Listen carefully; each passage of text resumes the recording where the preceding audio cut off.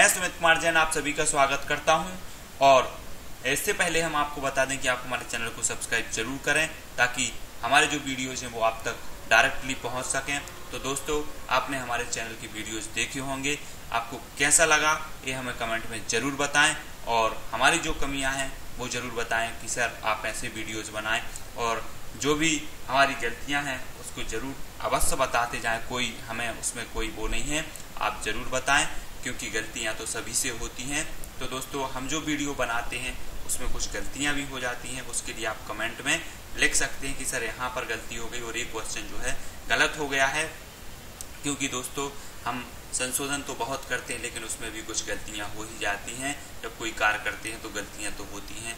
तो दोस्तों, उसमें आप कमेंट में लिख सकते हैं तो सभी लोग उसमें देख सकते हैं कि हाँ, ये क्वेश्चन ये का इसका उत्तर होना चाहिए। तो आपने अभी तक हमारे चैनल को सब्सक्राइब कर लिया होगा और जिन्होंने नहीं किया है वो सब्सक्राइब कर लें। तो आज हम फिर संविधान के कुछ महत्वपूर्ण क्वेश्चन लाए हैं जो हम बहुत ही अच्छे से आज पढ़ेंगे। तो पहला जो क्वेश्चन है वो है, राज्यसभा के सदस्यों द्वारा किसको चुना जाता है? राज्यसभा के सदस्यों द्वारा किसको चुना जाता है? तो फर्स्ट दिया है अध्यक्ष, सेकंड दिया है उपाध्यक्ष, थर्ड दिया है राष्ट्रपति और फोर्थ दिया है उपराष्ट्रपति। तो इसका अध्यक्ष जो उपाध्यक्ष होते हैं उसको राज्यसभा के सदस्यों द्वारा चुना जाता है, उपाध्यक्ष को। नेक्स्ट क्वेश्चन है, भारतीय संविधान की प्रस्तावना में समाजवादी, पंथ निरपेक्ष तथा अखंडता शब्द किस संशोधन द्वारा जोड़ा गया? समाजवादी, पंथ निरपेक्ष तथा अखंडता शब्द किस संशोधन द्वारा जोड़ा गया?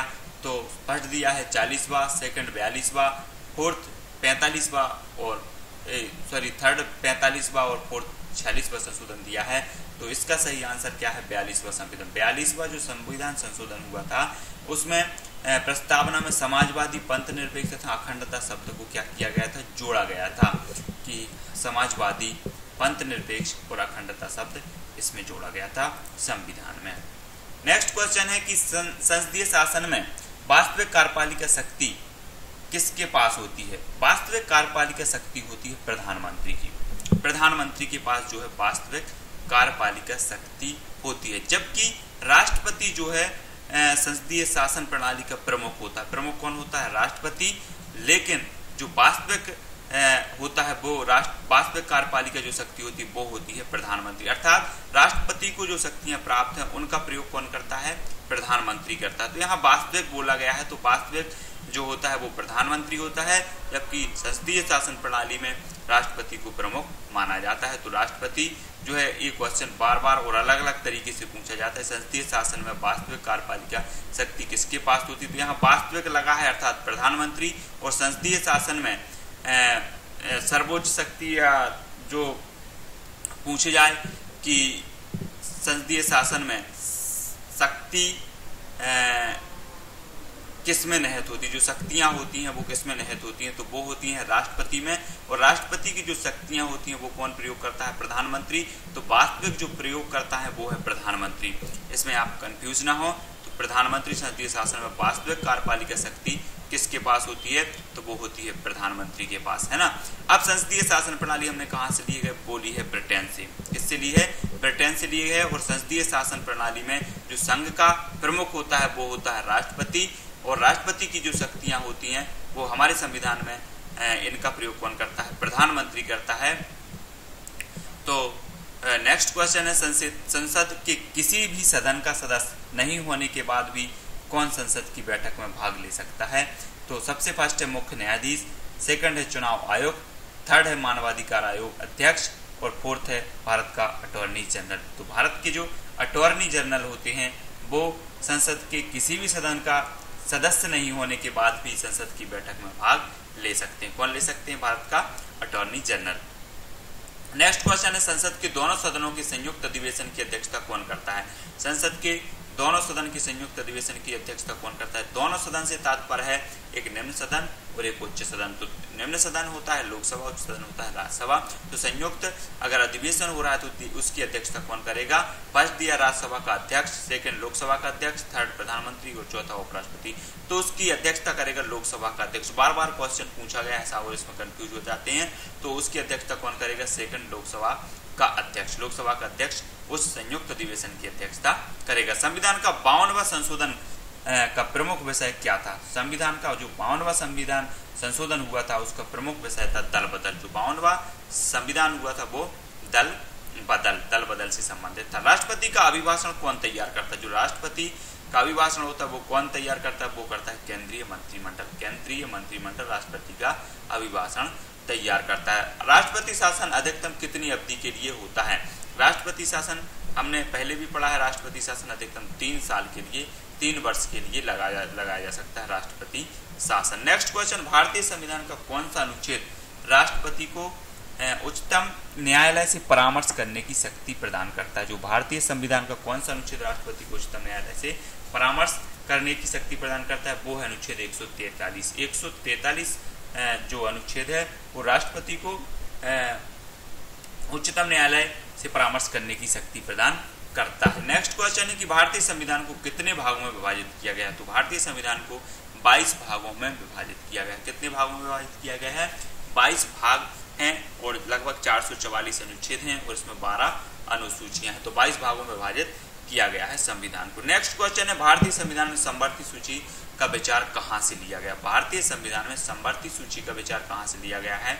तो वो लिया गया है ऑस्ट्रेलिया से। तो समवर्ती सूची हमने कहां से ली है?